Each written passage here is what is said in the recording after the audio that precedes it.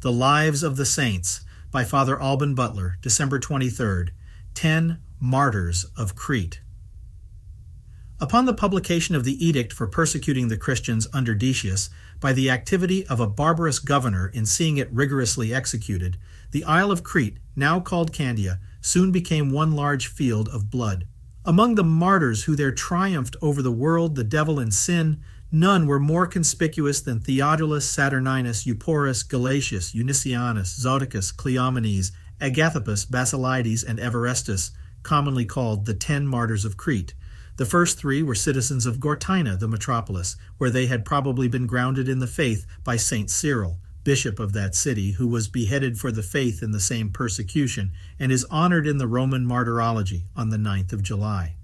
The rest were brought from other towns of the same island: Zoticus, called by some Zoticus, from Knossos, Pontius from Epinium, Agathopus from Panormus, Basilides from Sidonia, and Evaristus from Heracleum.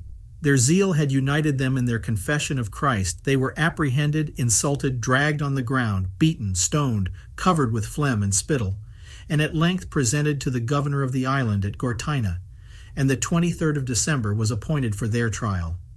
As soon as they appeared in court, they were ordered to sacrifice to Jupiter, who was particularly worshipped in Crete, and on that very day their countrymen celebrated a festival in his honor with all manner of pleasures, diversions, and sacrifices.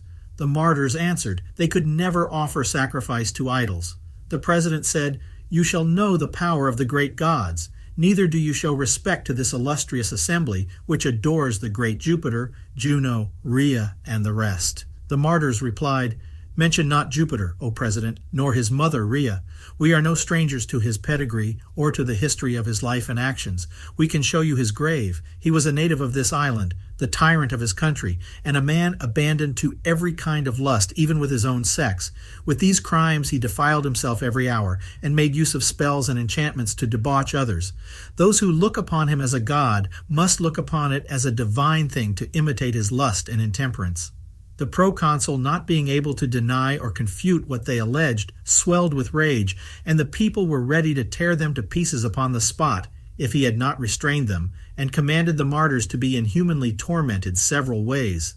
Some of them were hoisted on the rack and torn with iron nails, so that the ground underneath was covered with great morsels of their flesh. Others were pierced on their sides, and in almost every other part with sharp stones, reeds, and pointed sticks. Others were beaten with heavy plummets of lead, with such cruelty that their very bones were in some parts broken, and in others disjointed, and their flesh was bruised and torn. The martyrs endured all with joy, and often repeated to the outcries of the judge and mob, who pressed them to spare themselves by obeying the prince and sacrificing to their gods. "We are Christians. Were 1,000 deaths prepared for us, we would receive them with joy." The whole city thronged about them, and many cried out to the judge against them, nor did he cease stirring up the executioners to exert their whole strength in tormenting them. The saints stood like meek lambs in the midst of so many raging tigers, and only raised their voices to praise God and declare their constant adherence to his law.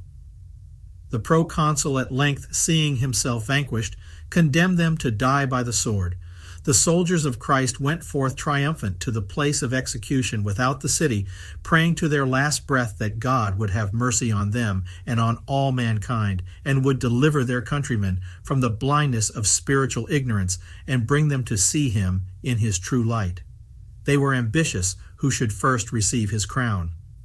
When their heads were struck off and the crowds retired, certain Christians interred their bodies, which were afterwards conveyed to Rome.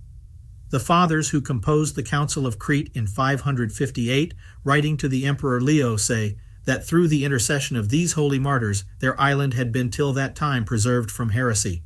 The Greeks, Latins, and Muscovites commemorate them on this day.